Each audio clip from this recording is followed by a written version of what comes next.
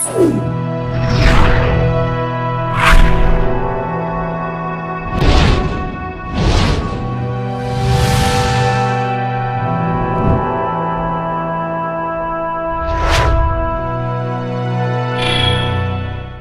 a tomada de Jerusalém pela primeira cruzada e o surgimento do Reino Latino de Jerusalém, 9 cavaleiros que dela participaram pediram autorização para permanecer na cidade e proteger os peregrinos que para lá se dirigiam.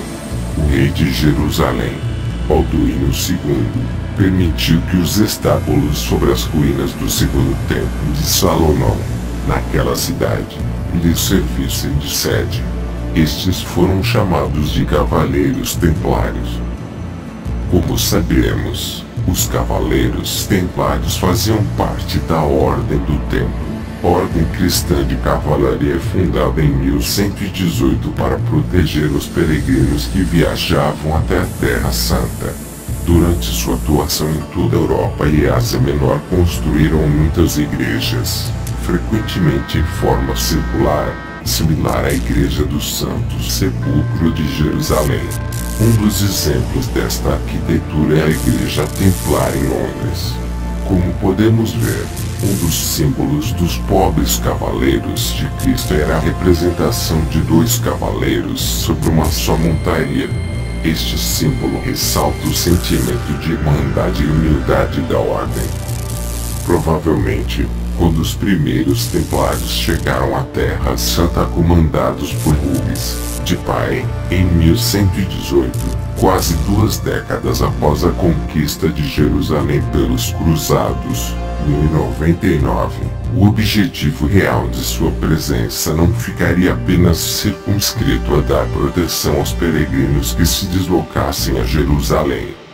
O grupo de 9 nobres franceses oriundos da região de Provença que se estabeleceu na ala leste do palácio do rei Balduíno II, patriarca de Jerusalém, sob o nome de Ordem dos Pobres Cavaleiros do Templo de Salomão, passou quase 10 anos promovendo escavações na área da mesquita de Al-Aqsa, erguida sobre o local onde existiram 2 grandes templos judaicos. O primeiro templo, construído em 960 antes da Era Comum pelo rei Salomão e destruído por Nabucodonosor, da Babilônia, em 586 antes da Era Comum, e o segundo templo, reconstruído 70 anos depois no mesmo local e que resistiu até 70 da Era Comum, quando foi arrasado pelas legiões romanas.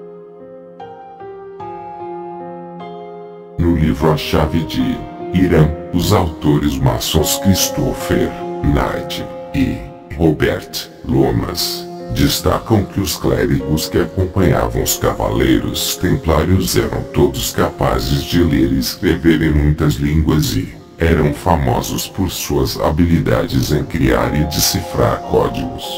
E transcrevem um comentário do historiador francês Gaëtan de La Forge sobre os reais motivos dos templários. A verdadeira tarefa dos 9 cavaleiros era realizar uma pesquisa na área para recuperar certas relíquias e manuscritos que continham a essência das tradições secretas do judaísmo e do Antigo Egito, algumas das quais provavelmente datavam do tempo de Moisés.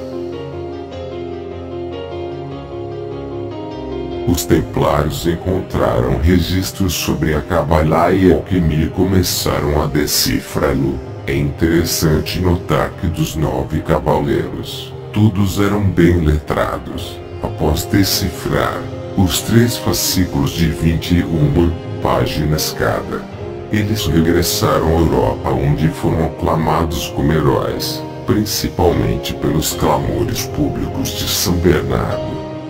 A alquimia é a arte primordial, entre aspas, ensinada por anjos caídos, na era pré-diluviana como já vimos na série, e antecede a Cabala, algo que nenhuma outra literatura foi tão bem guardada, e tão envolta em mistério quanto a Cabala.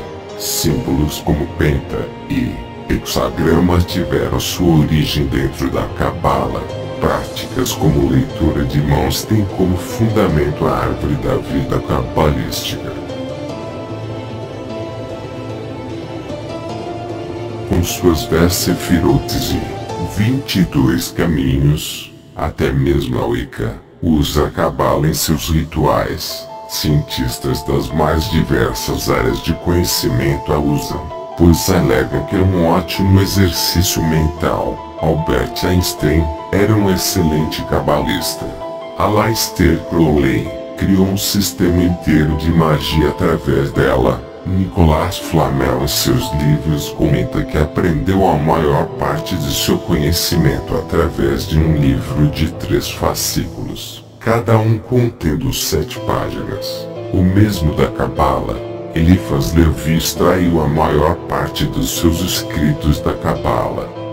Assim como a Wicca, a bruxaria atual, e até mesmo o satanismo, no nosso século receberam um cunho mais brando e uma nova maquiagem, a qual promovem ideias de paz e coloca fé nas escrituras, como o gerador de todos os males. A Cabala também recebeu uma nova maquiagem no nosso século e como muitos rabinos afirmam, já era hora de todo mundo conhecer e poder praticar os mistérios da Cabala. Porém, assim como as sociedades secretas têm muitos mistérios, a Cabala tem mais ainda, e é interessante notar a postura de certos maçons ao afirmarem que a mesma não se trata de religião, mas tem suas iniciações e práticas cabalistas. Voltando ao tema, mas, apesar de todo o seu poder, a Ordem dos Templários teve vida curta. Seu poder despertava a cobiça de muitos reis, e, no início do século XIV, Felipe, o Belo, rei da França, em acordo firmado com o Papa Clemente V, instaurou um severo processo contra os Templários.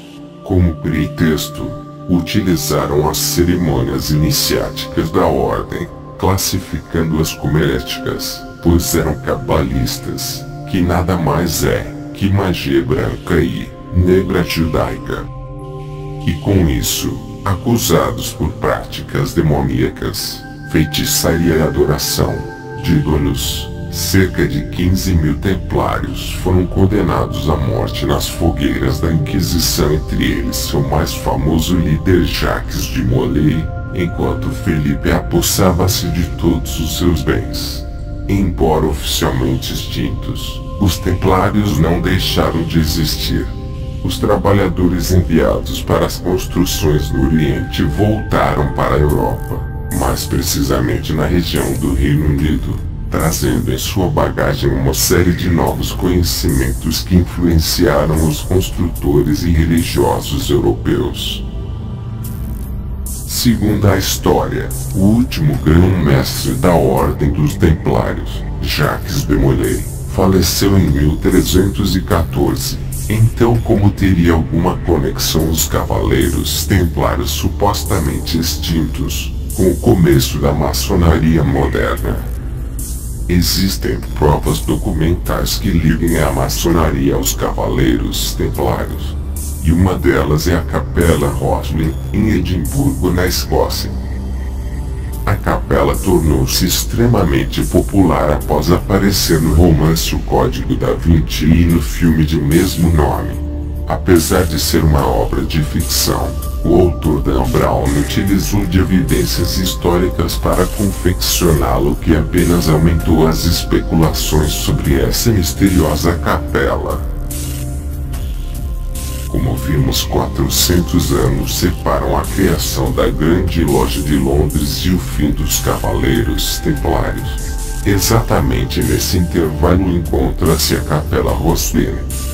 Suas fundações remontam ao século XV, em 1446. Em seu interior encontram-se fortes evidências de uma possível ligação entre os Templários e a maçonaria. Ela foi um projeto de William St. Clair, um nobre do século XV e patrono da Associação Local de Pedreiros. Outros indícios nos levam a crer na correlação entre a Capela Rosslyn, a maçonaria e os templários. A estrutura do prédio da capela é idêntica ao templo judeu de Herodes, que substituiu o templo de Salomão. Como sabemos, o templo de Salomão é palco de uma lenda central para os maçons: a morte de Hiram Abiv, o construtor assassinado por aprendizes invejosos. Repleta de entalhes e esculturas, a Capela Rosslyn possui em uma de suas colunas um mito correspondente à lenda maçônica, o Pilar do Aprendiz. No entanto, talvez a mais intrigante escultura seja essa que estamos vendo. Nela, teoricamente, podemos ver um candidato sendo iniciado. Há uma corda em torno do pescoço do candidato e uma venda que lhe oculta os olhos. Quem o segura, logo atrás, aparece com uma cruz templária no peito. As confluências entre esta imagem e o ritual moderno de iniciação da maçonaria especulativa são, no mínimo, intrigantes. Esse enigma construído em pedra parece tornar-se ainda mais nebuloso à medida que nos debruçamos sobre ele. Ele sugere através de suas imagens e alegorias que os templários tiveram relação com sua construção 150 anos após terem sido supostamente extintos. Ao mesmo tempo, alimentam a ideia de que a maçonaria fez representar ali seus símbolos e sua ligação com os pobres cavaleiros de Cristo, 250 anos antes de sua fundação formal.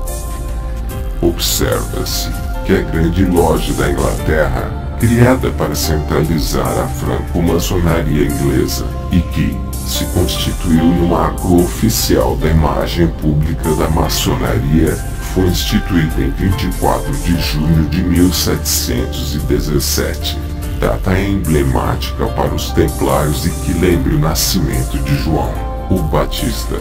A devoção a essa figura histórica é um dos elos que ligam os franco-maçons aos templários. Segundo o Dicionário de Maçonaria, de Joaquim Gervásio de Figueiredo, 33º grau, João Batista é o patrono da maçonaria e todas as lojas maçônicas simbólicas são intituladas Lojas de São João.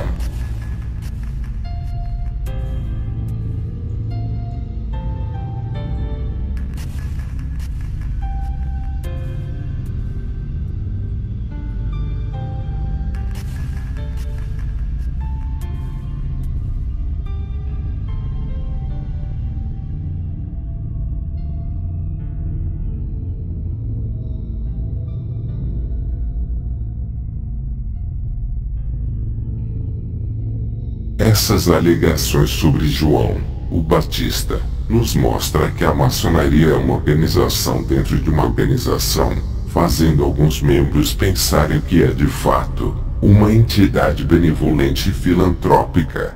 Uma organização é deliberadamente enganada com mentiras e levada a crer em falsas interpretações, enquanto a organização mais interna conhece a verdade espiritual a respeito da maçonaria e abraça de todo o coração, alma e mente.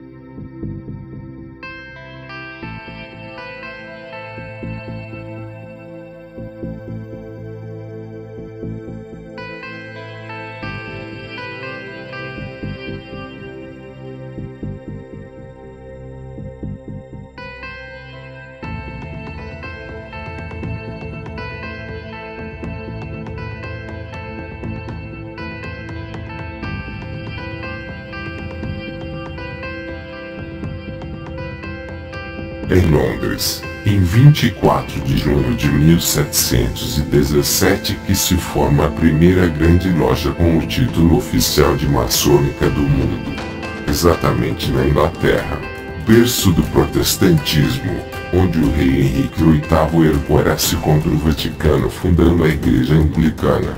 Por esse motivo, grande parte dos maçons aceitos era protestante, e, no ano de 1723, quando é promulgada a primeira Constituição maçônica, escrita pelo reverendo anglicano James Anderson e elaborada por John Theophilus Desaguliers, membro da Royal Society.